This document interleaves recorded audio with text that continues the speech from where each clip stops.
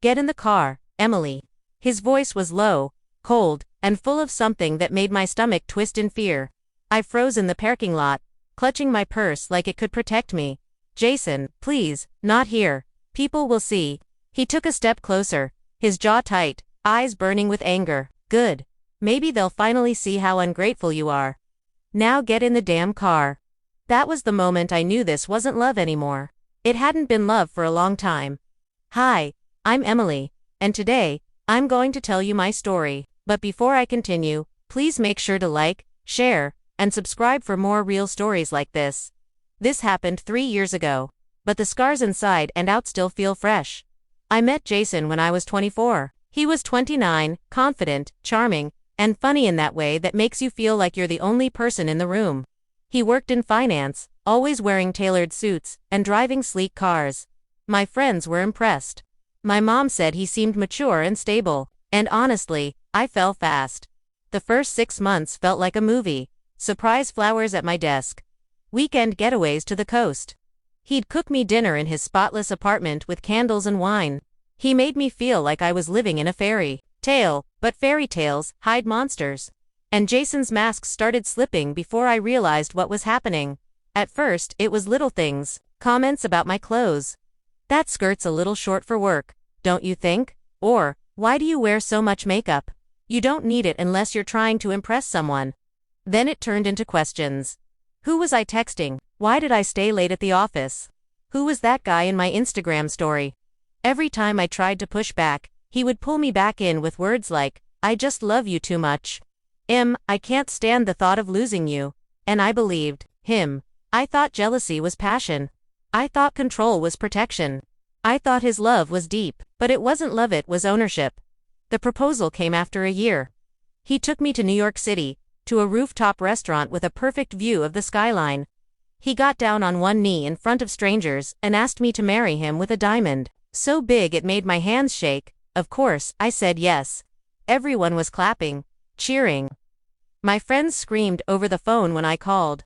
My mom cried happy tears. Nobody saw the truth hiding behind his perfect smile, because that night, when I wanted to go downstairs to celebrate at the hotel bar, Jason said, no, we'll stay here.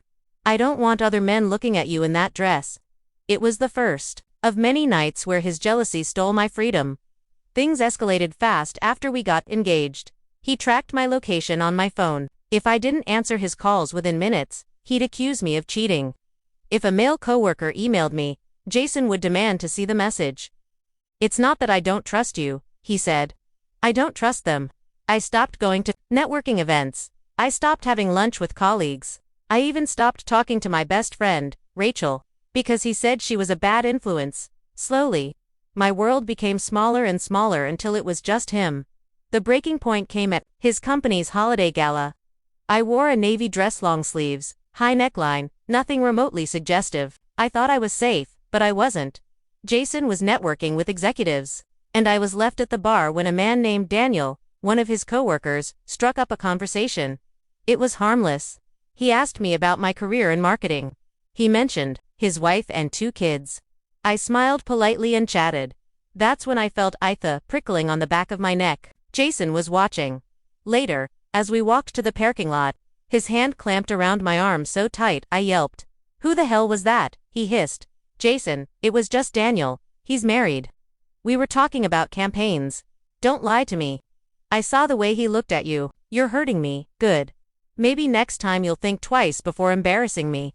He shoved me against the car, his fingers digging into my skin until I cried out. My fiancé, the man who swore he loved me, left bruises on my arm that night. Back at home, he cried. He brought me ice. He said all the words abusers say. I'm sorry. I lost control. It'll never happen again. You just don't understand how much I love you. But as I held the ice against the purple fingerprints on my skin, something inside me snapped awake. I took photos. I saved them in a hidden folder on my phone. And for the first time, I thought, maybe I need to get out.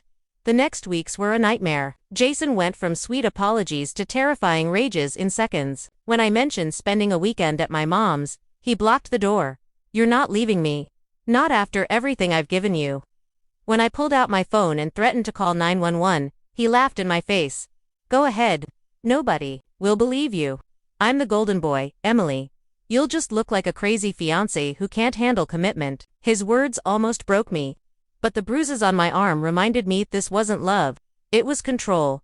Rachel was the first person I told. She stared at the photos, her face pale. Emily, this is abuse. You have to leave him. I cried in her apartment for hours, admitting all the things I had ignored, the tracking, the jealousy, the isolation. Rachel helped me pack a bag. She helped me call a lawyer. She helped me file for a restraining order. And that's when Jason's mask shattered. Completely, he bombarded me with messages. He called my boss, telling him I was unstable and unfit for my job. He posted on social media, painting me as a cheating fiancé who betrayed him. He showed up at Rachel's apartment, pounding on the door until the neighbors threatened to call the police.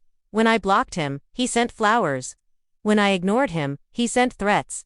The perfect man I once thought was my future turned into my worst nightmare. But I wasn't his only victim. When his smear campaign went public, a woman named Claire reached out. She had dated Jason years before me. Her story was almost identical. The charm, the control, the jealousy, the violence. Then another woman came forward. Then another. We compared stories and realized Jason had been doing this for over a decade. Each woman thought she was the only one. Each woman had been told the others were crazy exes. Together, we weren't just victims anymore, we were survivors. When the police arrested Jason for violating the restraining order, I felt relief for the first time in months. His expensive lawyer tried to paint me as dramatic, but the photos of my bruises and the testimonies of other women told the real story. He lost his job. His reputation crumbled. He spent 30 days in jail, followed by mandatory counseling. His family, who once defended him, finally saw the truth when the evidence stacked too high to ignore. The last I heard, Jason was living with his parents, unemployed, still insisting online that all of us women had lied, but nobody believed him anymore. Looking back, I wish I had seen the signs sooner. But abuse doesn't always look like abuse at first. It looks like love, protection, and passion until it doesn't. I survived because I finally listened to the voice inside me that whispered, "This isn't love. This is danger." And if you're listening to this and you're in a relationship that feels controlling, suffocating, or violent, please know, you're not alone. Take photos, tell someone you trust, reach out for help. Because you deserve more than survival. You deserve freedom.